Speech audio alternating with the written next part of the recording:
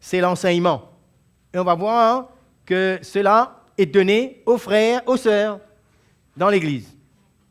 Vous voyez? L'enseignement ne s'arrête pas aux frères.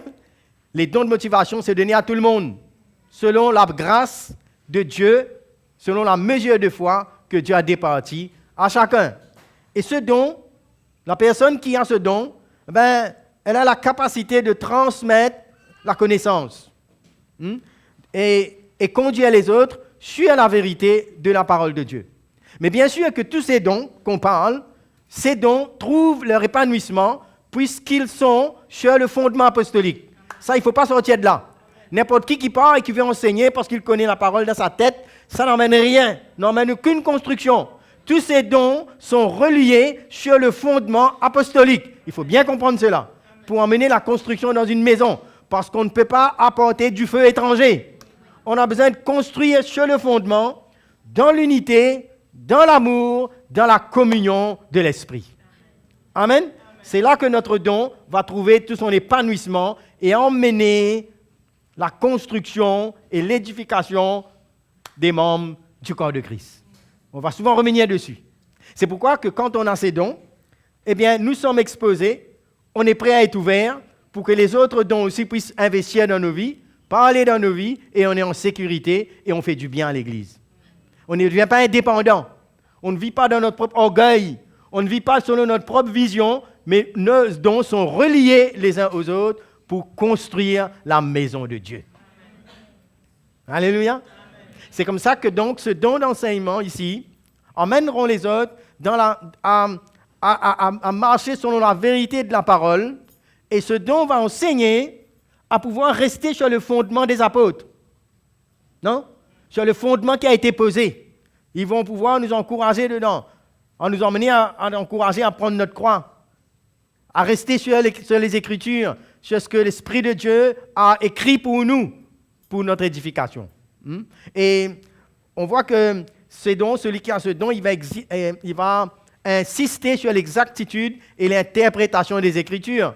Ce sont des personnes que vous allez remarquer tout le monde est appelé à lire la parole de Dieu, n'est-ce pas? Nous sommes tous appelés à chercher le Seigneur, à nous nourrir de sa parole, et que nous sommes appelés à avoir du temps avec le Seigneur dans sa parole.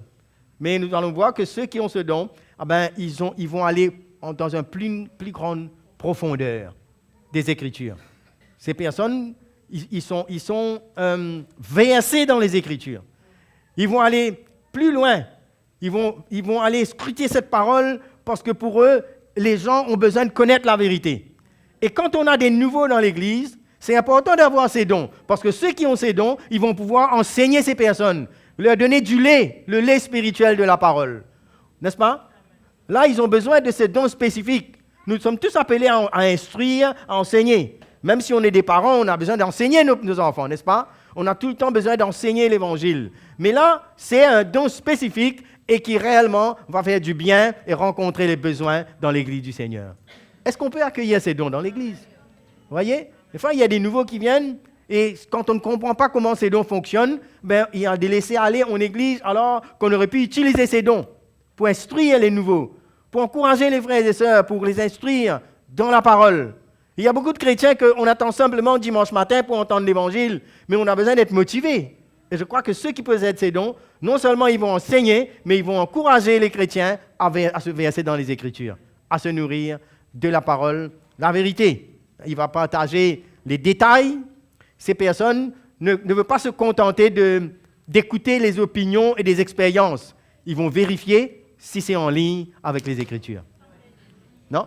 Ils sont là, ils vont construire, ils vont veiller à ce que les personnes, les frères et sœurs, soient instruits dans la vérité de la parole et ne se contentent pas des opinions. On voit un bel exemple dans la parole de Dieu, c'est Apollos. Non? Nous voyons comment Apollos, c'était quelqu'un qui était versé dans les Écritures et il enseignait aux gens concernant Jésus, concernant ce que les apôtres prêchaient. Et cela a été une grande aide aux apôtres et à l'Église. On peut voir ça dans les Actes des Apôtres au chapitre 18, rapidement. On ne va pas rentrer dans tous les détails, mais c'est bon, puisqu'on parle des dons, on parcourt tous ces dons de motivation qui est dans l'Église. Alors là, je lis ici dans Acte 18, depuis le verset 24. Un juif nommé Apollos, origine d'Alexandrie, homme éloquent et versé dans les Écritures. 20 à Éphèse. Il était instruit dans la voie du Seigneur et fervent d'esprit. Il annonçait et enseignait avec exactitude ce qui concerne Jésus. Bien qu'il ne connaisse que le baptême de Jean, il se mit à parler librement dans la synagogue. Aquilas et Priscille, l'ayant entendu, le prirent avec eux et lui exposèrent plus exactement la voie de Dieu. Comme il voulait passer en Achaïe, les frères l'y encouragèrent et écrivirent aux disciples de bien le recevoir. Quand il fut arrivé, il se rendit par la grâce de Dieu très utile à ceux qui avaient cru. Mais ben, ils ont un don comme ça dans l'Église. Car il réfutait vivement les Juifs en public, démontrant par les Écritures que Jésus est le Christ. Amen. Et là, la Bible ne nous parle pas d'un ministère d'enseignant, mais il nous parle d'ici que cet homme, il était en relation avec les frères et il était aussi enseignable. Non?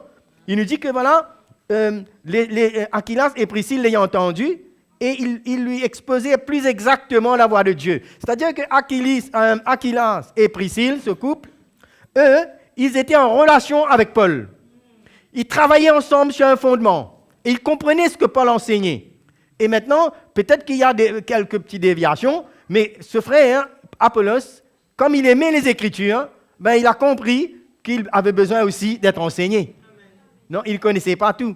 Et c'est comme ça que dans la relation, dans l'amour, il a pu rentrer dans cette relation et il a pu écouter ce que ce couple voulait lui dire, lui exposer plus exactement les voies de Dieu. Et à ce moment-là, il a été très utile pour tous ceux qui croyaient dans le corps de Christ. Merveilleux. Cette onction, ce don de motivation dans l'Église du Seigneur. Et on a besoin d'encourager cela. On n'est pas dans l'Église du Seigneur simplement pour assister, observer, mais je crois que Dieu veut susciter en nous un amour, une considération pour les dons que Dieu a mis en nous. Et c'est vrai qu'on a parlé au tout début de prendre sa croix, n'est-ce pas? D'être en relation, de perdre sa vie, de vivre pour les autres. Mais quand on a ce don, ce n'est pas pour nous, c'est pour les autres. Non? C'est dans l'humilité, c'est par amour, parce qu'on aime l'Église. Alors ce don vient pour les édifier, pour les construire. On ne vient pas pour montrer qu'on connaît plus qu'eux, n'est-ce pas, qu'on est des savants, mais c'est un cœur qui se donne pour les autres. C'est comme Jésus quand il a regardé la foule, n'est-ce pas? Ils étaient comme des brebis sans berger. Ils étaient dans l'ignorance et Jésus se mit à les enseigner. Le plus grand enseignant, c'est Jésus lui-même. La plupart du temps, Jésus allait de ville en ville, de village en village, et il enseignait concernant le royaume de Dieu. Et quand on a ce don, on va se mettre à la disposition de l'Église, des frères et sœurs, que ce soit dans les maisons. C'est pourquoi je vous ai dit qu'il y a aucun problème si un sœur qui a ce don en lui, en elle, et qui peut vraiment bénir les frères et sœurs. Vous savez, on a besoin de changer de mentalité, d'une conception religieuse de l'Église. Mais on a besoin que l'Église, c'est un corps et tout le monde doit fonctionner. C'est comme ça que dans les maisons, un frère, une sœur qui a ce don peut partager l'Évangile. Non? Il y en a qui se sont limités pour dire que les femmes ne doivent pas parler. Elles doivent se taire. Mais comment elle va faire pour enseigner si elle a ce don de motivation? Elle va faire des signes? Elle va besoin de causer. On a besoin de lui donner la place, n'est-ce pas? Que ce soit dans l'Église. Que ce soit là, quand on est, est-ce qu'on est limité par le nombre ou est-ce qu'on a un cœur? Oui ou non? C'est là qu'on doit comprendre comment ça fonctionne. On ne parle pas ici du ministère de l'enseignant. On ne parle pas d'autorité dans l'Église. On parle d'un don de motivation. N'est-ce pas? Cette personne ne prend pas autorité dans l'Église, mais elle met à la disposition de l'Église le don qu'elle a reçu. Et elle enseigne. Elle instruit à nouveau. Si on lui dit de ne pas parler, comment elle va amener quelqu'un au Seigneur? Il faut l'instruire, non? Donc, il faut avoir une bonne conception sur la base du ministère apostolique, comment les dons de motivation fonctionnent. Okay? Donc, voilà, c'est une motivation qui va emmener cette personne à être versée dans les Écritures, à lire, à étudier et à partager la vérité de la parole de Dieu, tout cela va emmener à une construction dans la vie des uns et des autres. Non? Et celui qui enseigne, ce n'est pas celui qui vient pour planter, mais il est celui qui vient pour arroser simplement. Non? Il arrose et c'est Dieu qui va faire grandir.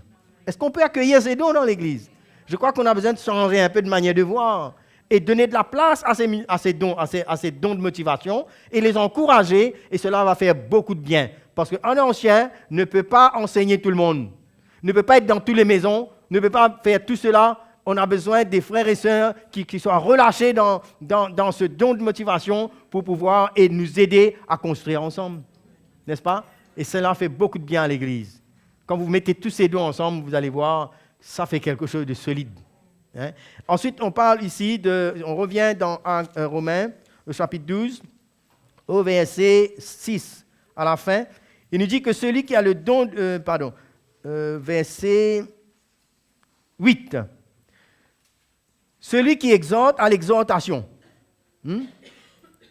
Là, c'est le don de motivation d'exhortation. C'est-à-dire, quelqu'un qui a la capacité, c'est sa motivation, de pouvoir encourager à progresser. Occupé par cela, c'est quelqu'un qui se base sur les expériences et qui veut voir les résultats. Il veut voir quelqu'un grandir, progresser, peu importe sa situation. Et c'est la bonne personne idéale pour tous ceux qui sont en train de passer dans des épreuves, ceux qui sont sous pression de certaines situations de leur vie. Ce don, cette habilité qu'ils ont, ils vont toujours être là pour encourager les frères et sœurs. Est-ce qu'on a besoin d'être encouragé?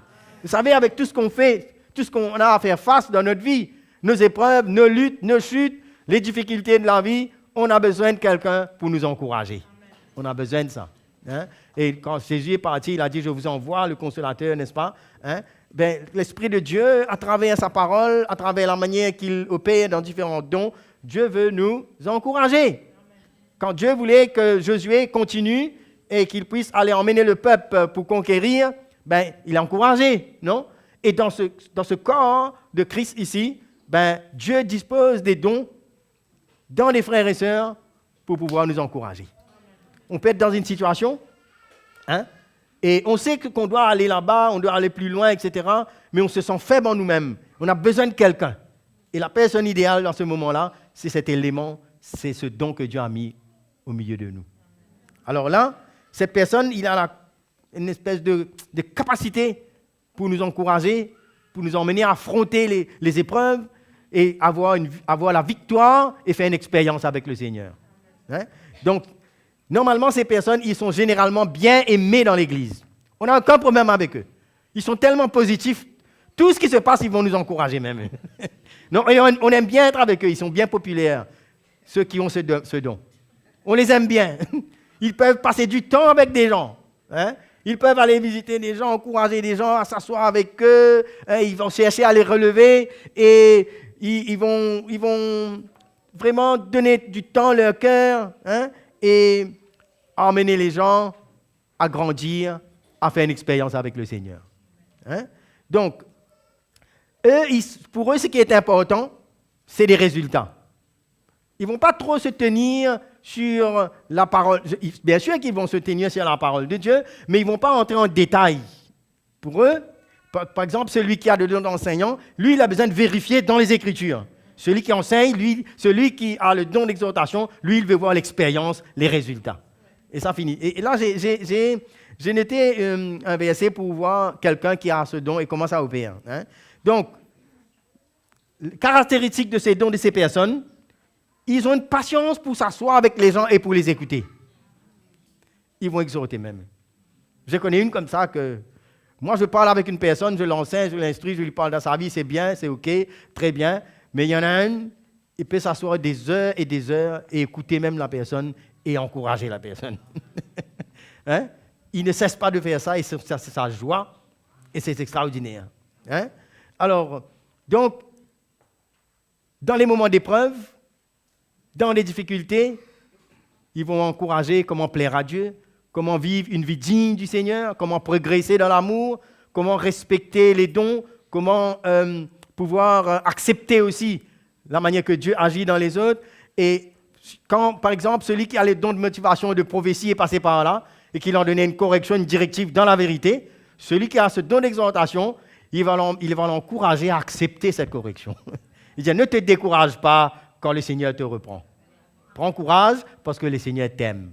Voilà l'attitude qu'il va avoir. Il ne va pas venir contredire cela.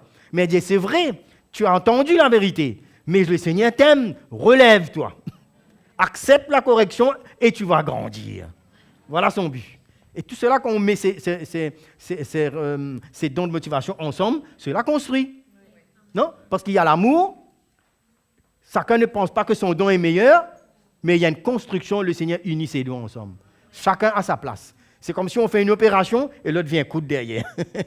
Non? Le Seigneur fait tout pour construire nos vies. Et là, j'aimerais juste tourner.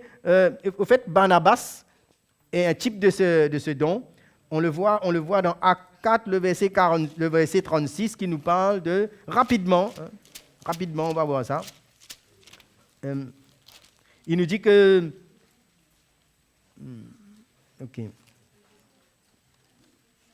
Le verset 36 nous dit « Joseph surnommé par les apôtres Barnabas », ce qui signifie « fils d'exhortation ». C'est-à-dire, c'est quelqu'un, Barnabas, c'était quelqu'un qui apporte une consolation, une exhortation. Et maintenant, nous allons voir au chapitre 14, Acte 14, le verset 21-25, nous allons voir comment son expérience, lui, il voit les choses d'une manière bien positive. Dans le chapitre 14, si nous allons lire depuis le verset 21. Alors, le lendemain, il partit pour Derbe avec Barnabas. Paul partit avec Barnabas. Quand ils eurent évangélisé cette ville et fait un certain nombre de disciples, ils retournèrent à Lystre et à Icône et à Antioche, fortifiant l'esprit des disciples, les exhortant à persévérer dans la foi, disant que c'est par beaucoup de tribulations qu'il nous faut entrer dans le royaume de Dieu. Ils désignèrent les anciens dans chaque église et après avoir prié et jeûné, ils les recommandaient au Seigneur en qui ils avaient cru.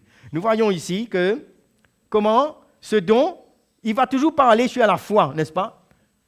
Il va encourager, il va fortifier la foi des disciples. Et il va les aider à persévérer. Il nous dit ici, il leur montre que vrai, c'est vrai, il y aura des tribulations, tu auras des difficultés, mais c'est pendant tout cela, on va entrer dans le royaume de Dieu. Donc, il est toujours positif, il va nous relever, il va nous encourager à persévérer. Et on a besoin de ces dons. C'est une capacité que ces personnes ont pour transmettre en nous l'encouragement, pour nous inciter à persévérer. Okay? Est-ce que nous pouvons accueillir ces dons? On a ces personnes, non? Il faut faire de la place. Oui ou non?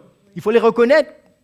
Mais quand on est sur le fondement du ministère apostolique, et qu'on emporte sa croix, on porte l'évangile dans notre cœur, Dieu nous emmènera à reconnaître ces choses-là.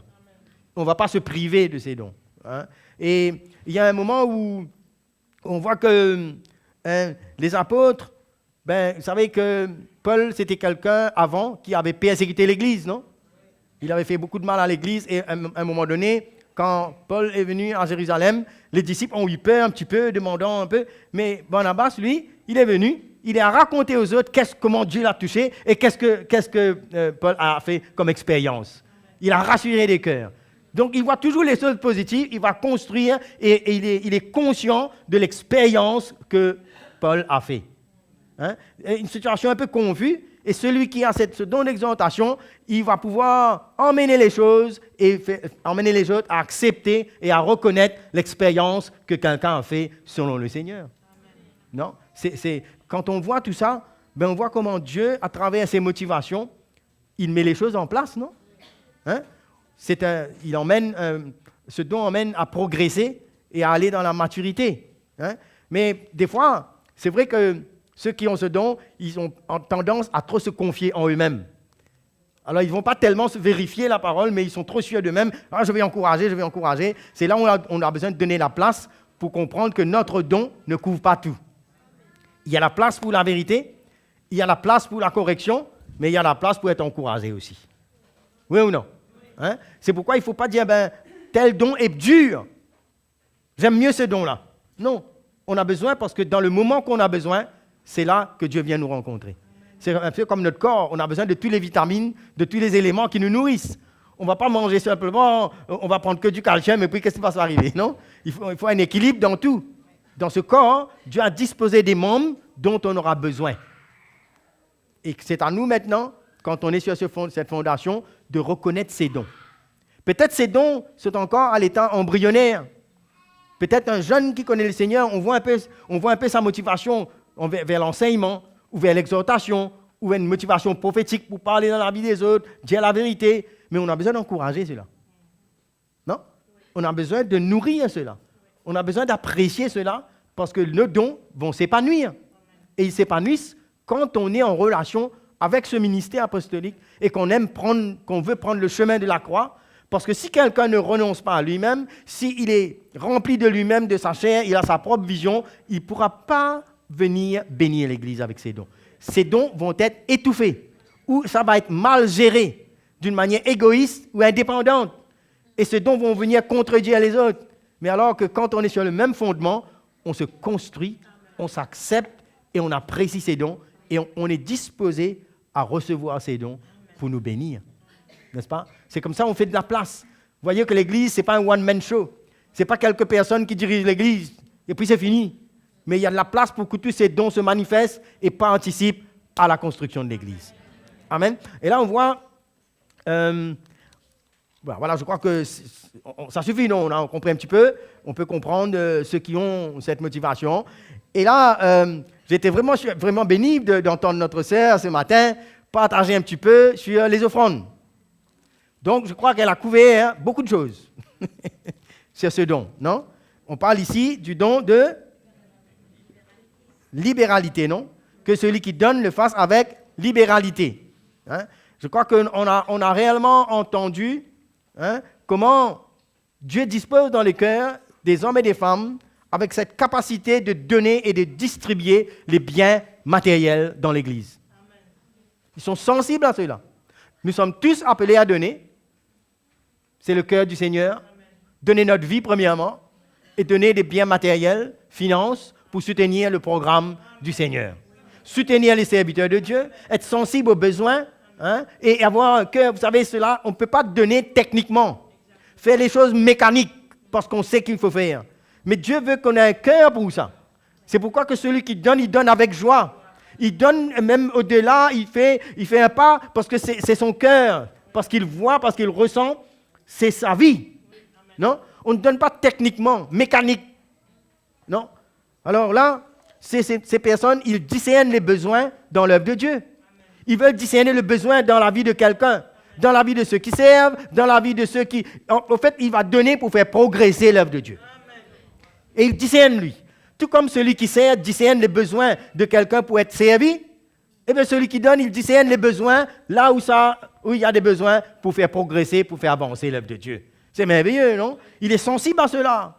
Il cherche où donner. Et son don va encourager les autres aussi à faire de même, pour soutenir l'Évangile. Et là, on nous réalise que Dieu met des grosses sommes dans la main de ces personnes-là et ils ont besoin de gérer ça. C'est une responsabilité pour semer dans le royaume de Dieu. Donc, c'est un don qui touche les choses matérielles, financières. Alors, quelqu'un va me dire, on parle de l'argent dans l'église, l'argent, c'est pas spirituel, ça.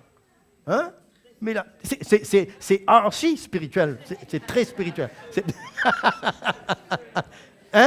Parce que là, le Seigneur nous dit ici que celui qui donne le fasse avec libéralité, non avec joie. Pourquoi? Parce que ce don-là ouvre la porte pour le travail du Seigneur. On peut avoir des grandes visions, mais si on n'a pas l'argent qu'il faut, moi je peux avoir des grandes visions pour l'évangélisation, Mickey, avec tout ce qu'on fait là. Souvent, tous les ans, on vous donne un bilan de tout ce qu'on fait avec l'argent, parce que cet argent doit être utilisé pour le royaume de Dieu. Il est normal qu'on doit parler de l'argent, mais pas dans le but égoïste qui sont sortis sur la fondation pour vivre une prospérité charnelle. Ça, c'est autre chose là. Là, on parle d'un don de motivation pour donner à l'œuvre de Dieu, pour soutenir le ministère sur le fondement apostolique. Là, on peut donner. Là, on peut causer. Non? On peut parler de l'argent plein la bouche, plein le cœur. Parce que ça sert à l'œuvre de Dieu. Normal? Et c'est comme ça. Et moi, j'aime ça. Vous savez? Et c'est comme ça qu'on a besoin d'être ouvert. Ouvert. Quand on aime Jésus, on aime l'Évangile, tous nos dons sont disposés, à la disposition de l'Église. Et ces personnes peuvent prendre leur propre bien aussi. rien que pour rencontrer un besoin, pour faire progresser l'Évangile. Oui, ils ont une sensibilité à travers ces besoins et ils n'aiment pas qu'on néglige ou qu'on gaspille. Non? Si on veut que ça soit bien géré, entourons-nous de ces personnes. Oui, entourons-nous de ces personnes et ils auront un discernement exactement où mettre cet argent-là. C'est leur don, leur capacité de voir. Ce sont des détectives financiers. Voilà un terme que j'ai appris ici, tout juste. Hein? C'est extraordinaire, non? L'importance de ce don, hein, dans l'Église. Hein? Et j'aimerais lire quelque chose avec vous dans Philippiens, le chapitre 4, le verset 10 à 19. C'est concernant la libéralité, comment l'Église de Philippe, ils étaient des personnes généreuses, ce don était exercé et les gens avaient un cœur, non? Alors là, Philippiens chapitre 4, le verset 10, il dit « J'ai éprouvé une grande joie dans le Seigneur de ce que vous avez pu enfin renouveler l'expression de vos sentiments pour moi. Vous y pensez bien, mais l'occasion vous manquait. Ce n'est pas en vue de mes besoins que je dis cela, car j'ai appris à être content dans l'état où je me trouve. » Il a accepté cela. Mais il dit « Je sais vivre dans l'humiliation et je sais vivre dans l'abondance. En tout et partout, j'ai appris à être rassasié et à avoir faim, à être dans l'abondance et à être dans la disette. » Ça, c'est quelqu'un qui cherche le Seigneur, voilà son cœur. Mais dans son cœur, il veut emmener les cœurs à réaliser que il y a un don, il y a un cœur que Dieu veut voir dans l'Église. Alors il dit, je prie tout par celui qui me fortifie, c'est-à-dire qu'il peut vivre selon la grâce que Dieu lui donne. Non? Ça ne veut pas dire autre chose que ça. Hein? OK? Alors, il dit, cependant, vous avez bien fait de prendre part à ma détresse. Hein? À mes manques, non? Quand j'ai appris à être dans les manquements, vous avez pris part dedans. C'est là où ce don est efficace. Non? Il dit, mais vous le savez vous-même, Philippiens, au commencement de la prédication de l'Évangile, lorsque je partis de la Macédoine, aucune église n'entra en compte avec moi pour ce qu'elle donnait et recevait. Vous fûtes les seuls à le faire, car vous m'envoyâtes déjà à Thessalonique à 2 reprises de quoi pouvoir à mes besoins. Ce n'est pas que je recherche les dons, mais je recherche le fruit qui abonde pour votre compte. Amen. Amen. Les fruits. Donc dans le don, il y a des fruits.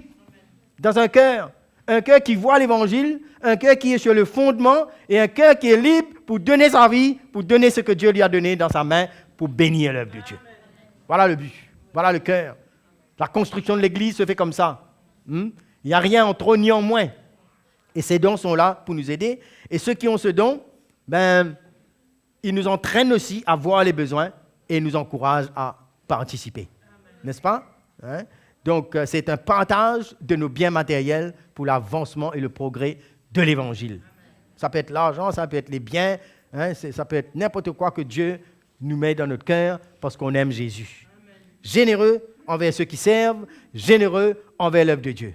Okay? Donc, voilà, on a touché un petit peu là, ces dons de motivation. Hein, et que, quand on a des domaines comme cela dans notre vie, ouvrons nos cœurs. Cherchons à la communion avec ses frères et sœurs dans divers domaines de notre vie. Hein, pour voir, vous savez, quelqu'un peut avoir 1 don ou 2 dons ou 3 dons de motivation. Et c'est une bénédiction. Hein. Dieu nous donne cela. Pourquoi Dieu fait cela? C'est Dieu seul qui sait, parce que lui, c'est lui qui connaît notre cœur et quelle capacité nous pouvons transporter. Non? C'est ça. Hein? Donc, maintenant, nous allons voir ici, nous revenons dans Romains, au chapitre 12 toujours, que celui qui préside le fasse avec zèle. OK? Cela, présider ici, c'est un peu trop technique, ça, je préfère le mot diriger, administrer, gérer, hein, organiser, aider à diriger. Il nous dit qu'il le fasse avec zèle. Parce que c'est un don qui est important pour gérer, administrer et diriger les affaires dans un programme, dans une vision que Dieu a. Non? Et ça, après ce que je comprends, c'est que le ministère apostolique est accompagné de beaucoup de ces dons-là, n'est-ce pas? Pour voir plus loin, pour gérer, administrer, gouverner.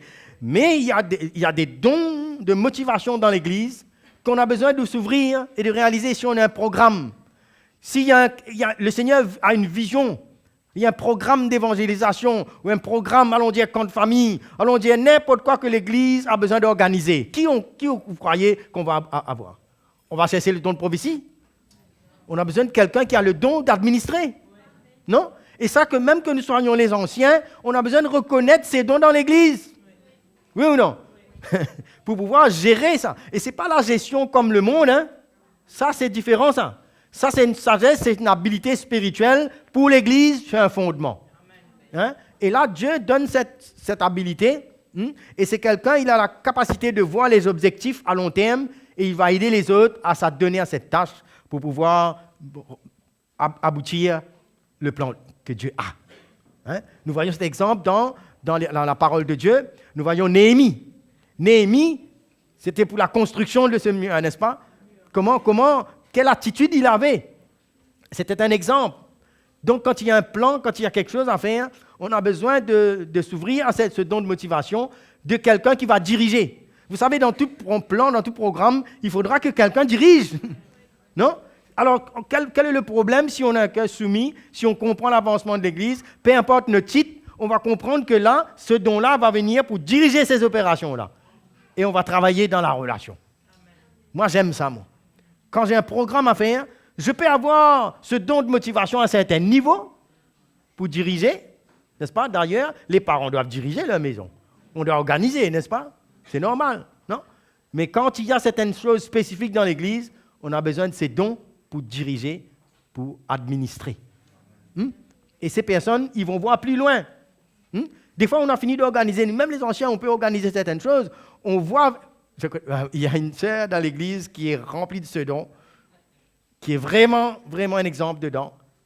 Et on vient vers la personne avec notre projet, et elle commence à mettre une croix, dit, mais non, ça, c'est pas bon, il faut faire comme ça, et voilà. Et on sort là avec quelque chose de nouveau et d'une grande ampleur, et qui porte des fruits extraordinaires. C'est merveilleux, ça, de s'ouvrir à ça, et ne pas dire, ah non, moi, j'ai fini de faire tout ça, mais elle casse tout, je sais pas quoi. Non, il faut comprendre que Dieu a donné une motivation pour voir plus loin. On est raccourcis, nous, dans notre vision. Si c'était que nous, les anciens, avec notre programme-là, on aurait une petite église comme ça, pas toute petite église comme ça, fini. On aurait fini avec notre petite vision, nous. Oui, mais on a besoin de quelqu'un qui dirige. Ça, c'est donné, ça, non? Pour voir plus loin. Des hommes et des femmes qui peuvent arriver à voir loin, qui réellement peuvent rassembler les gens et qui discernent où les gens doivent être pour accomplir ce projet. Et on passe à côté si on méprise ces dons. On sort là avec un manque à gagner, non? Et il nous dit comment, un exemple de quelqu'un qui a travaillé comme ça, c'est Néhémie, non? On voit son zèle. Vous savez, celui qui dirige, il a besoin d'un moteur. Il ne peut pas diriger comme ça en sommeillant. Il a besoin d'avoir une vision et un zèle et il emmène les gens avec lui. Il prie pour ça. Vous savez, Néhémie, il a parcouru fait le tour là, de ce mur, et il a prié le Seigneur, et il était devant Dieu pour ça, il a vu plus loin, et son cœur était dedans. Oui. Non? Son cœur était dedans. Et il entraînait les autres avec lui. Amen. Non? Et il emmenait les autres à faire les choses. Il les plaçait selon leur capacité. Hein?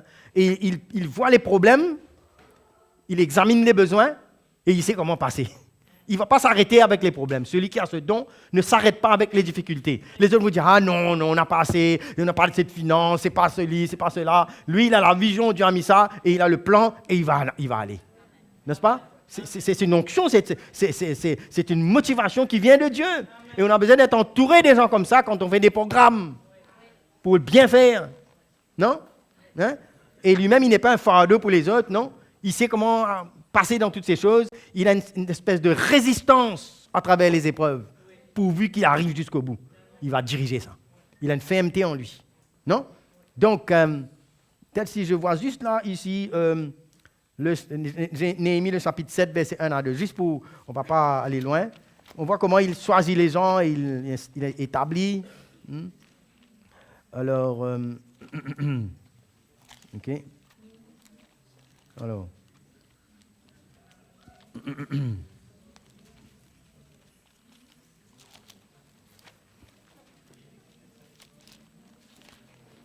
Voilà. Le chapitre 7. Hein? Alors, vous avez... Ouais. C'est après Chronique, Esdras, Néhémie. Hein? OK. Le verset 1 à 2.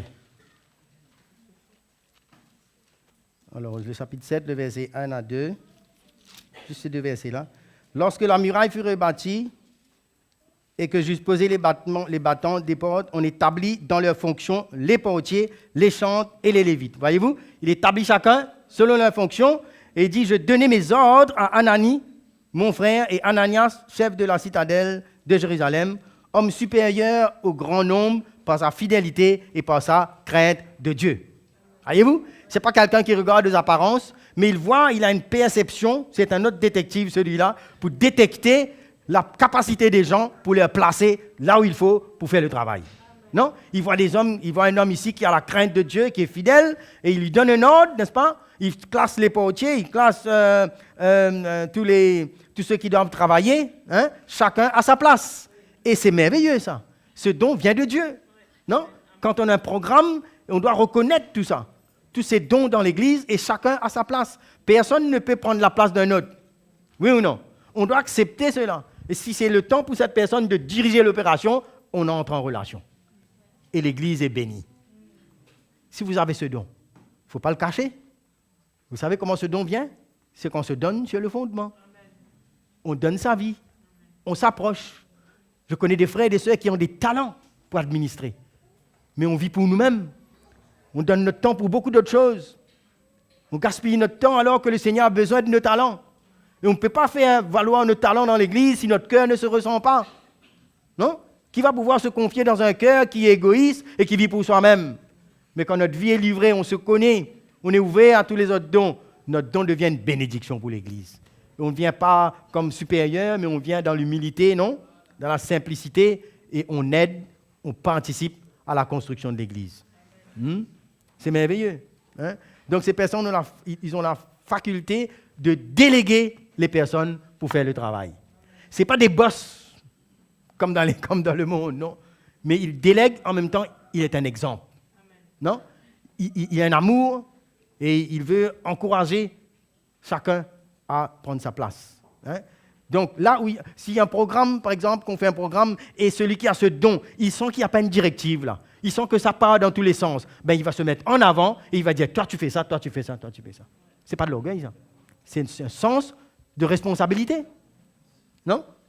On fait quelque chose, mais on ne sait pas où on va. Mais on a besoin de quelqu'un qui a une vision et qui sait où on va. Non? On a besoin de ce don de motivation. On ne tape pas un peu en l'air, un peu ici, un peu là-bas. Mais quand on est sur cette fondation et qu'on a ce don, bien sûr, on construit dans le même esprit. On a la même vision. Non? Je crois que quelqu'un qui a cette vision-là, ben, il va construire sur la relation avec le ministère apostolique. Il en transmettra cette vision et il mettra les gens qu'il faut dans leur place aussi. Ben oui, parce que c'est le but. Non? Et ils ont une tendance à assumer des responsabilités là où il n'y a pas une direction. Non? Et ils savent reconnaître la part des autres. Non? C'est un don, ça. C'est pourquoi il dit que celui qui préside le fasse avec zèle. Parce qu'il aime l'Église, il aime les frères et sœurs, et il veut voir l'Église progresser, avancer, et le plan de Dieu réussir et s'accomplir. Donc voilà. Et en plus, quand tout se passe bien, ben, ce don, il y a une satisfaction de voir que les choses se mettent en place. Non? Il se réjouit. C'est merveilleux. Hein? Tout ça existe dans l'Église. Hein? C'est pour nous, ça. Et au milieu de nous, il y a tout ça, là. Il faut juste reconnaître. Et il faut juste que ça grandisse. Il faut juste qu'on s'approche et qu'on soit en relation avec cette onction apostolique. Parce que sans ça, on ne construit rien. Tous nos dons, c'est en l'air. Il n'y a pas de racines dedans. C'est quand tout vient sur ce même fondement que Jésus a établi, c'est là que l'Église grandit. C'est là que mon don apporte quelque chose. Je ne viens pas avec mon petit enseignement à part parce que j'ai enseigné moi quelque part ou j'ai appris quelque part. Ça, il y a des gens qui ont suivi des cours bibliques ou des écoles bibliques n'importe où et ils viennent introduire eux-mêmes dans l'Église comme ça pour enseigner quoi que ce soit. Non, ce n'est pas une construction, ça. On vient pour construire sur le fondement. Amen. On emmène l'Église vers un même cœur, vers un progrès et le plan que Dieu a sur ce fondement. N'est-ce pas? On ne vient pas ajouter avec quoi que ce soit. Et l'Église nous reconnaît quand on sent le même parfum. Amen. Donc, voilà, pour terminer là, ici, on parle aussi de, le dernier ici, ça, c'est la miséricorde. C'est en dernier, mais c'est très important. Hein? Ça paraît un petit peu comme si faible, mais vous savez, ceux qui ont ce don de motivation, ce sont des personnes qui ressentent, ils ressentent les cœurs. C'est des personnes qui aiment, qui identifient la détresse des gens. Vous savez qu'avec tout ce qu'on fait, il y a des gens, au milieu de nous, il y en a qui ont des difficultés, qui souffrent, non? Et Jésus était comme ça, hein? Avec ceux qui souffrent. C'est comme ça, Paul dit pleurer avec ceux qui pleurent, non? Hein? C'est-à-dire qu'on s'identifie, on les comprend et on veut les consoler. On veut les encourager, non? Et ce don a besoin d'avoir place et nous sommes tous appelés à manifester la compassion. Pour ceux qui ne connaissent pas le Seigneur, pour ceux qui souffrent, les malades, c'est le cœur de Dieu. Non? C'est pourquoi il y a toutes sortes d'équilibres là, quand on voit ces dons.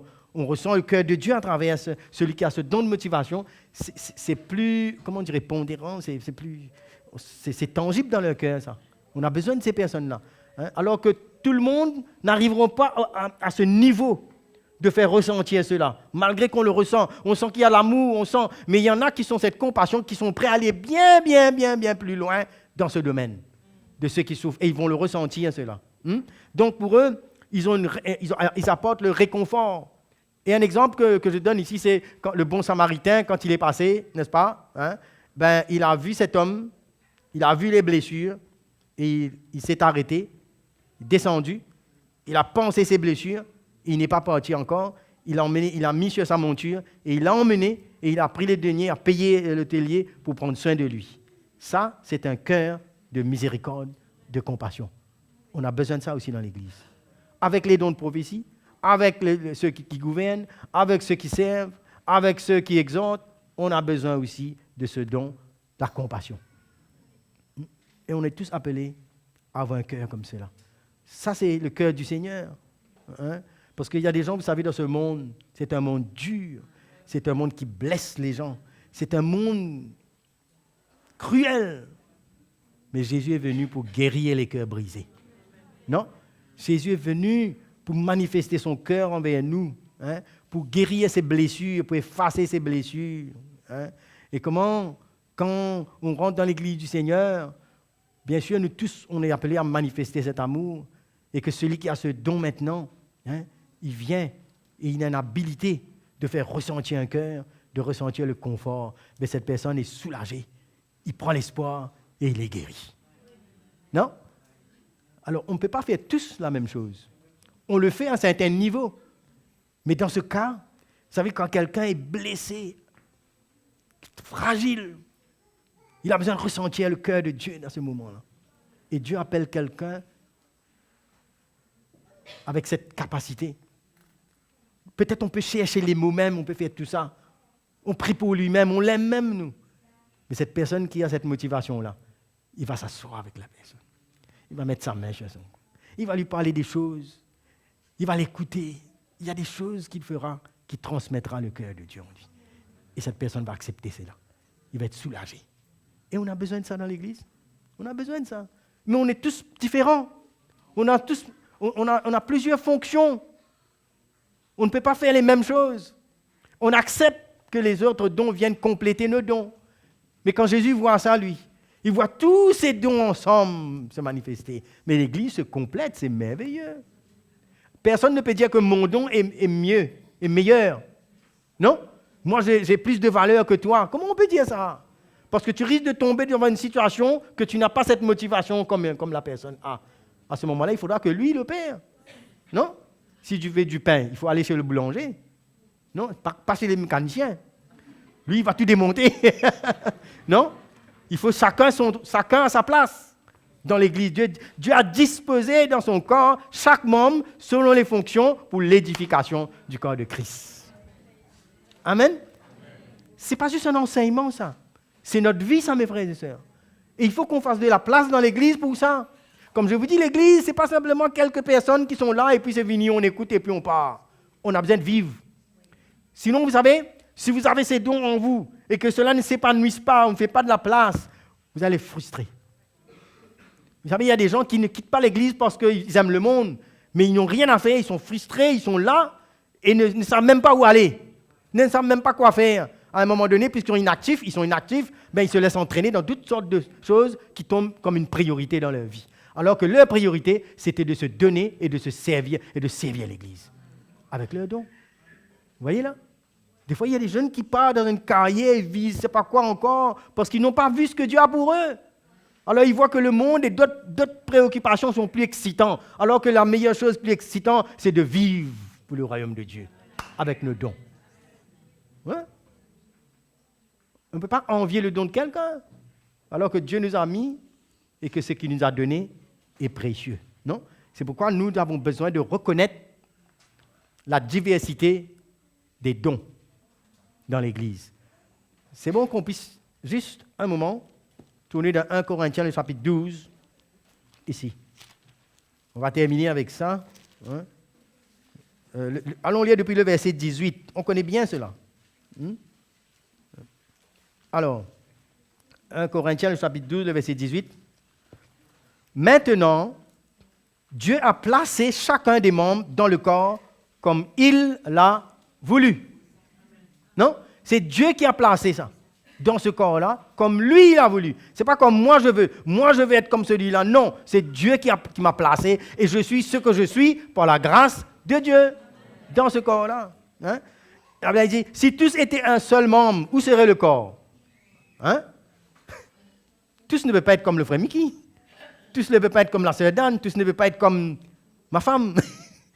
Tous ne peuvent pas imiter et vouloir devenir comme quelqu'un. Non? Mais il nous dit, maintenant, il y a plusieurs membres dans un seul corps. Plusieurs membres. Mais c'est un seul corps même, ça.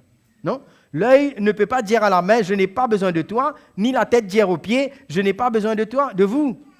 Mais bien plutôt, les membres du corps qui paraissent être les plus faibles sont nécessaires. Ils sont essentiels. Vous croyez qu'il est faible. Mais aussi fort que vous croyez, quand il s'agit maintenant pour quelqu'un d'opérer dans son don, c'est lui le plus fort. Parce qu'il est là dans la place que Dieu lui met. Hein, dans la place que Dieu lui met. Et ceux que nous estimons être les moins honorables du corps, nous les entourons d'un plus grand honneur. Ainsi, nos membres les moins décents reçoivent le plus d'honneur, tandis que ceux qui sont décents n'en ont pas besoin. Dieu a disposé le corps de manière à donner plus d'honneur à ceux qui en manquent, afin qu'il n'y ait pas de division dans le corps, mais que les membres aient également soin les uns des autres. Ayant soin des uns des autres. C'est ça le cœur de Dieu. On ne méprise pas les dons. On accepte, on les reconnaît et on prend soin pour que chacun de nous puisse s'épanouir. Alléluia. C'est ça le cœur du Seigneur. Hein? On met notre don à la disposition des autres pour prendre soin. Hein? Chaque membre va fonctionner normalement quand il y a l'unité dans l'Église. Je répète, chaque membre va fonctionner normalement quand il y a l'unité. Quand on est sur le fondement apostolique, qu'on a donné sa vie, qu'on prend sa croix et qu'on a la même vision. On n'a pas 4 visions. On a une seule vision que le ministère apostolique a posée. C'est là qu'on va s'unir. Si on a des divisions, ça sera la télévision. Toutes sortes de visions. Je ne sais pas quelle vision, mais on a besoin d'une vision qui a été posée. C'est pourquoi Paul dit, prenez garde sur à la manière de vous construisez dessus. Ça peut emmener une confusion. On a besoin d'être sur le fondement et d'avoir un même cœur, une même âme, même pensée, et nos dons auront un sens dans l'Église. C'est clair? C'est clair, ça. Et je crois qu'on doit définir notre priorité. On doit savoir qu'est-ce qui est en priorité dans notre vie. Qu'est-ce qui prend notre vie? Pourquoi on vit? Qu'est-ce qu'on fait avec le don que Dieu met en nous? Hein? Parce qu'on aura compte à rendre à Dieu pour les talents qu'il nous a donnés. Ah, vous vous souvenez des paraboles des talents? Quand le maître vient, après il dit, mais voilà, rends-moi compte de ce que tu as fait de ton talent. L'autre dit, Seigneur, j'ai caché ça quelque part. Non? Hein? Il se peut que nous ayons d'autres des responsabilités, mais Dieu a des choses qu'il a prévues pour nous qu'on n'a pas vues. Ben, il faut que ces dons puissent être à la disposition du Seigneur pour son Église. Non? S'il y a d'autres priorités qui nous empêchent d'épanouir dans notre don, il faut remettre notre priorité en ordre. Ouais? Parce que c'est Dieu qui nous a donné ça. Vous savez, quand Dieu nous donne quelque chose, il va nous demander de rendre compte. Notre temps, notre énergie, toute la capacité que Dieu a mis en nous. Si Dieu a trouvé grâce de nous choisir et de donner un don de motivation ou deux ou trois, il tient à ce que ces dons s'épanouissent sur ce fondement-là. C'est sérieux, ça. Nous n'allons pas fuir comme si on ne connaît pas. Encore, on n'est plus responsable encore quand on sait que Dieu veut que chacun de nous, on le serve avec les dons qu'il nous a donnés. Personne ici ne peut dire qu'il n'a rien reçu. Si on est vivant en Christ, il nous a donné un don. Amen. C'est de nous à venir sur cet autel, sur ce fondement, et de faire connaître notre cœur, d'être ouvert. Et on va voir comment on aura un épanouissement. On sera vraiment heureux dans les choses que Dieu a préparées d'avance pour qu'on le fasse. On sera une église qui s'épanouit. On ne vivra pas l'église sous pression, mais on va se réjouir de voir ces dons manifestés au milieu de nous. Quelle grâce d'apprécier tout ça. Hein? Comment on doit donc aussi déléguer les responsabilités en reconnaissant les dons. Non? Quand on voit les besoins, on peut utiliser les dons pour rencontrer ces besoins. Non? C'est là que je crois que cette Église aura à faire une nette étape. Il y aura de nouvelles bases, parce qu'on ne vient pas simplement pour s'asseoir et regarder. On aura besoin de servir le Seigneur. Je ne parle pas de donner des titres aux gens. Je parle d'être responsable. Je parle de donner sa vie. Je parle de laisser Dieu nous emmener à nous épanouir et à servir l'Église du Seigneur. Non? Je ne parle pas ici de position, de tout ça là. Je parle d'un cœur qui veut se donner pour les autres. Non? Et on a besoin d'accepter et de reconnaître tout ce que Dieu a mis dans la vie des autres. Non? Et on n'a pas besoin d'aller essayer de prouver ces choses. Ceux qui sont autour de nous vont le reconnaître. Non? On n'a pas besoin d'aller forcer une porte. Ceux qui dirigent, ceux qui construisent, ceux qui sont en relation vont ressentir ce que nous transportons. Non? Et on aura notre place. Non? Nous devons apprendre aussi à voir les choses selon la manière que les dons fonctionnent. Des fois, on peut avoir une opinion, mais si on écoute et si on est sensible à la manière que les dons que chacun a, on va apprendre comment Dieu travaille. Non? On vient de parler de donner, non? Si on écoute ceux qui ont ce cœur, ce don de motivation, on va comprendre comment gérer dans cette manière. Il faut apprendre comment les dons fonctionnent, non? Et quand on comprend leur réaction, des fois on voit quelqu'un dans l'esprit sur ce fondement réagir d'une manière. Mais quand on est prêt à apprendre, on va comprendre pourquoi il y a cette réaction. Non? Pourquoi cette réaction même peut emmener quelqu'un à nous reprendre et à nous avertir? Parce que c'est la motivation que Dieu a mis pour construire. Non? Et on va bénéficier de la richesse que Dieu a donnée dans l'Église. Non? Quand on a ce cœur-là. Là, on va bénéficier, on va comprendre la richesse que Dieu a mis à travers ses frères et sœurs qui ont ces dons. Et maintenant, il se peut que 2 ou 3 personnes ont les mêmes dons, mais seront à différents niveaux. Mais on peut travailler ensemble. Non? Hein? Et tout ça. Hein? Donc, Dieu désire que chacun de nous, nos dons deviennent efficaces. Hein? Donc, comment on a besoin de voir une nouvelle façon que Dieu veut construire l'Église. Hein? Comment nos dons doivent s'épanouir. Comment on ne doit pas être technique ni traditionnel avec ça. Vous savez, si on a une attitude religieuse technique, on ne peut rien construire comme ça. Parce que ces dons se manifestent avec un cœur. Non? Ces dons ne se vivent pas techniquement là. C'est une vie donnée, ça. Non? On ne va pas construire l'Église d'une manière technique, traditionnelle. Aujourd'hui, ça, demain, ça, demain, ça, demain, ça. Si je veux faire ça, voilà, je fais comme ça, je fais comme ça. Non. Il y a une vie. Il faut être sensible dans l'esprit. Il faut savoir écouter. Il faut savoir ressentir, voir dans l'esprit ce que Dieu fait. Ressentir ce qui se passe dans la vie des autres, qui transporte la vie de l'esprit. C'est pourquoi on a besoin d'avoir une réelle communion avec le Seigneur et sur les fondements des apôtres pour voir notre part dans l'Église du Seigneur. Et qu'on ne devient pas quelqu'un qui bloque et qui étouffe ce que Dieu veut faire. Non, parce que Jésus, il est le chef de son Église. Il est la tête de l'Église. C'est lui qui a mis les dons. Qui suis-je, moi? Non? Pour me fermer à ce don. C'est dangereux, ça. Non. Dieu veut que tous ces dons soient en opération. Qu'on soit un encouragement et qu'on soit une bénédiction.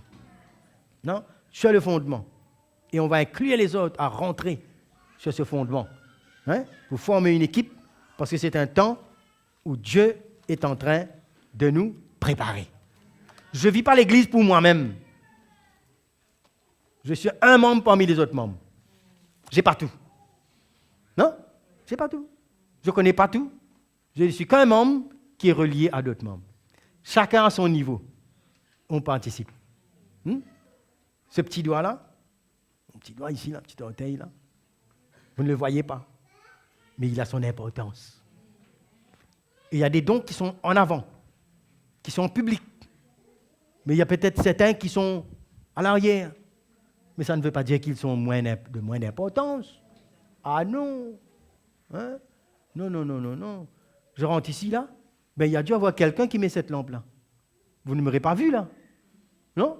Il y a des choses qui sont très insignifiantes, qui sont discrètes. Non? Quelqu'un a pu prier.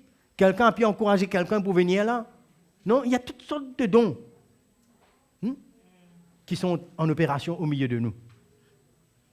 Et c'est dans l'amour de Dieu, dans l'acceptation de tout cela, qu'on doit voir l'Église aujourd'hui. Non? Et avec nos dons, on a aussi nos faiblesses. Non? On passe à côté. Mais quand quelqu'un passe à côté, moi aussi je peux arriver à passer à côté. On ne méprise pas quelqu'un parce qu'il est passé à côté. On se redresse et on se relève et on sert le Seigneur. On n'est pas superstitieux ici.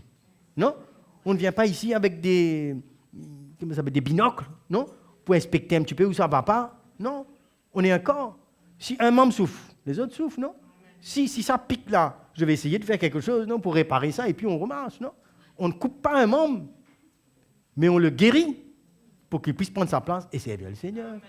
Non? Si un membre est béni, ben, je me réjouis. Vous croyez que si mon oreille va bien, ben, ma main n'est pas contente? Non. Si un membre est béni et il s'épanouit dans son don, ben, je me réjouis avec lui, je ne suis pas jaloux. Je ne me sens pas menacé. Non? Parce que mon pied ne va jamais remplacer ma main. Qu'est-ce que je suis en train de vous dire là? Qu'est-ce que Paul est en train de dire là? Que chacun doit se contenter de ce que Dieu lui a donné et de donner sa vie pour les autres, pour participer. Et on est en joie, on est dans la joie quand tous ces membres fonctionnent. Et que quand il y a besoin que quelqu'un dise la vérité, que d'autres regardent, ben ce quelqu'un-là, il va aller dire. Non? Quoique nous tous, nous savons ce que nous avons besoin de faire. Quand il y a besoin de servir, ben, on entraîne. Non? Et nos dons peuvent entraîner les autres aussi. Parce que Jésus il dit que nous complétons. Hein? Alors, personne ne peut se croire supérieur. On a différentes fonctions, mais on n'est pas des boss. Moi, en tout cas, je ne suis pas le boss. Moi, je suis qu'un simple frère qui travaille dans un corps, c'est tout.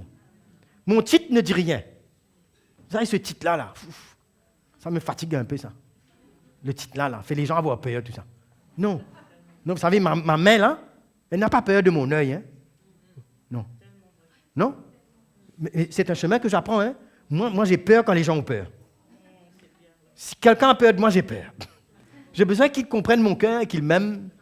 Peut-être qu'il aura un petit peu une crainte s'il vit n'importe comment, mais de toute manière, il ne faut pas qu'il ait peur. Il a besoin de m'aimer. J'ai besoin de l'aimer et j'ai besoin d'avoir une entrée pour parler dans sa vie. Et j'ai besoin, quand il vienne vers moi, lui aussi, il vient avec son amour, je le reçois, il m'aime, il veut mon bien. C'est merveilleux comme ça. Non?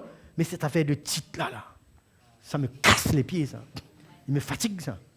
Hein, je vais finir avec ça, moi. On n'est pas dans un gouvernement humain ici. On est dans l'église du Seigneur. On est des frères et des sœurs. Non? Je ne suis pas le pasteur, moi. Moi, je n'aime pas qu'on m'appelle comme ça, moi. Moi, je suis un frère. J'ai une fonction. Je suis un serviteur. Je donne ma vie. Non? Je veux voir le corps grandir. Tout ça, ce titre-là. D'ailleurs, est-ce qu'il y avait ça, ce titre-là, comme ça, que les gens appelaient les gens, là? Non. Dieu, il a fait des dons aux hommes. Non? Mais on a un cœur. On a besoin des uns des autres. Non? On a besoin... Moi, des fois, j'ai besoin de quelqu'un qui prie pour moi. J'ai besoin de quelqu'un qui m'exhorte. J'ai besoin de quelqu'un qui m'encourage.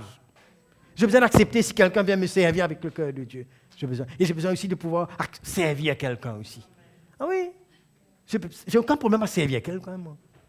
Hein? Ah oui, parce que moi, je suis là, je ne peux pas servir. Non, non. Je rentre chez quelqu'un, si j'ai besoin de faire quelque chose pour lui, je peux faire. Pas de problème, moi. Je ne suis pas un intouchable, moi. Je vis avec les gens. Non? Jésus était comme ça, lui. Jésus a servi à la nourriture à ses disciples, tout. Il a même un jour s'est mis à genoux en train de prendre une serviette et laver leurs pieds, tout. Il n'y avait pas de titre, lui. Hein? Il n'y avait pas de galon, il n'y avait pas de tout ça. Il était simple avec eux. Les gens pouvaient venir vers lui, non? Les enfants, tout pouvaient venir vers lui, tout. Non? Un cœur d'amour, un cœur qui pouvait dire la vérité, un cœur qui peut servir, un cœur qui peut encourager. Il y avait tout dans Jésus. Et nous voulons être comme Jésus? Allons-y sur ce fondement-là, non? Le ministère apostolique nous révèle le cœur du Seigneur. C'est pourquoi celui qui a écrit ça, c'était un apôtre. Il a vu le plan, c'était un architecte. Il a vu comment l'Église se construit. Ce n'était pas l'Église de frère un tel ou de sœur un tel, c'était l'Église du Seigneur, c'était le cœur de Dieu. C'était la famille de Dieu avec tous les dons ensemble, un seul corps pour servir le Seigneur. Et préparez-vous à servir le Seigneur. Mettez-vous debout. Alléluia. Merci Seigneur. Merci Jésus. Qui veut servir le Seigneur ici? Qui veut servir le peuple de Dieu ici? Qui veut perdre sa vie ici? Hein? Alléluia. Mais je crois qu'on va y aller ensemble. Il y aura des tests, il y aura des épreuves. Nous sommes dans un corps. Dieu va prendre soin de ce corps-là. Hein? Et vous allez voir qu'avec le Seigneur, avec ce qu'il construit en nous, on va voir des grandes choses. Des choses que nos yeux n'ont pas vues. Qui est dans le cœur de Dieu, qu'il est capable de faire quand il construit son Église et que son Église va bien. Amen. Amen. Vous allez être étonnés de ce qu'il y a dans les cœurs des frères et sœurs ici. De ce qu'ils transportent dans leur vie. Si on fait de la place à cela. Vous allez voir. Vous allez voir. Si on peut reconnaître les dons qu'il y a ici. Je mets certaines personnes ici, là. Ils peuvent, à travers ce que Dieu fait en eux, pénétrer dans votre cœur. Moi, j'aime ça, moi. Moi, j'aime quand quelqu'un vit quelque chose avec Dieu. Ça m'édifie, me construit. Moi, c'est pourquoi j'ai ouvert l'église. J'ai ouvert l'église au don. J'ai ouvert l'église pour que tous puissent vivre. Vivre. Pas n'importe qui vient avec un feu étranger, non. Moi, je veux me rassurer que quelqu'un est sur le fondement. Qu'il est en relation avec le ministère apostolique, qu'il n'a pas une autre vision, mais qu'il porte sa croix et qu'il a le même esprit. Dans ce cas, je lui donne une carte blanche. Il peut écrire dedans. Parce qu'il n'écrira que des bonnes choses. Et il saura quand il faut arrêter aussi. Il sera redevable, il n'y aura pas de menace, il n'y aura rien. Personne n'est une menace pour moi. Quand je prends la place que Dieu veut pour moi. Oui ou non? Ce n'est pas mon église, ce n'est pas ma vision. Je ne fais que représenter et de vivre dans un corps. Amen. Amen. Alors priez le Seigneur ce matin. Préparons-nous à servir le Seigneur. Préparons-nous à laisser le don que Dieu a mis en nous s'épanouir pour servir les autres. Et venez vers les frères. Venez ouvrir votre vie. Laissez-vous être transparent et disposez-vous à servir le Seigneur. Comme ça, vous ne perdrez pas du temps. Le monde, et il y a d'autres priorités, ne prendront pas le dessus sur vous. Mais vous serez votre priorité à donner votre vie dans ce corps-là qui est l'Église. Et votre vie aura un sens pour la gloire de Dieu. Amen. Allons prier le Seigneur ce matin. Élevez nos voix à le prier le Seigneur.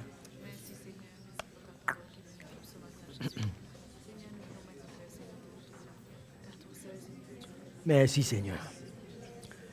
Merci pour cette Église que tu aimes, que tu purifies, que tu laves, que tu façonnes, que tu transformes, que tu prépares. Il y a un grand défi devant nous. Mais tu nous as donné tout ce qu'il faut, Seigneur, pour grandir. Oh, Seigneur, merci pour ton esprit. Merci pour la construction. Merci pour les dons. Merci pour les hommes que tu as donnés, les femmes que tu as donnés, les dons que tu as donnés à ton Église, Seigneur. C'est toi qui construis. Ton Église t'appartient, Seigneur. Nous ne sommes que des serviteurs inutiles. Nous sommes reconnaissants pour la manière que tu bâtis. Nous voulons enlever nos mains, nous voulons te laisser faire. Et nous ne voulons pas retenir ce que tu veux faire dans nos vies. Nous voulons déposer nos vies sur l'autel. Nous voulons, Seigneur, mettre notre priorité en ordre. Parce que tu viens avec la récompense pour ceux qui te craignent pour ceux qui donnent leur vie, pour ceux qui s'unissent. Nous ne voulons pas cacher nos talents, nous ne voulons pas cacher nos dons, mais nous voulons nous livrer à toi, Seigneur, pour être une bénédiction pour l'Église qui est ton corps. Il y a tant de frères et de sœurs qui ont besoin de nous. Et nous avons besoin de tant de ces frères et sœurs que tu as déposé des talents et des dons dans leur vie. Aide-nous, Seigneur. Aide-nous à voir, Seigneur, la richesse qu'il y a au milieu de nous, dans des vies qui t'appartiennent. Purifie nos cœurs, Seigneur. Donne-nous, Seigneur, de t'aimer. Donne-nous, Seigneur, de chercher d'abord le royaume de Dieu et sa justice. Car toi, Seigneur, tu es à l'œuvre. Tu es à l'œuvre, Seigneur. À Jésus soit la gloire. À Jésus soit la gloire. Nous voulons te servir, Seigneur. Conduis-nous, Seigneur. Conduis-nous, Seigneur. Merci, Jésus. Merci, Seigneur. Alléluia. Alléluia. Merci, Jésus. Gloire à ton nom, Seigneur. Gloire à ton nom, Jésus. Seigneur, nous sommes reconnaissants que tu as donné des dons aux hommes. Nous sommes reconnaissants pour le ministère apostolique que tu as donné à l'Église, qui montre la vision sur le fondement, comme un architecte. Nous sommes vraiment reconnaissants, Seigneur. Sans cela, nous aurions été loin, avec notre propre conception, dans notre ignorance, divisés dans la compétition, dans notre propre orgueil. Mais Seigneur, tu nous as brisés. Tu nous as mis dans la place qu'il faut. Et nous continuons à apprendre. Continue à fortifier chacun de nous. Continue, Seigneur, à mener un épanouissement ce ministère, ce don.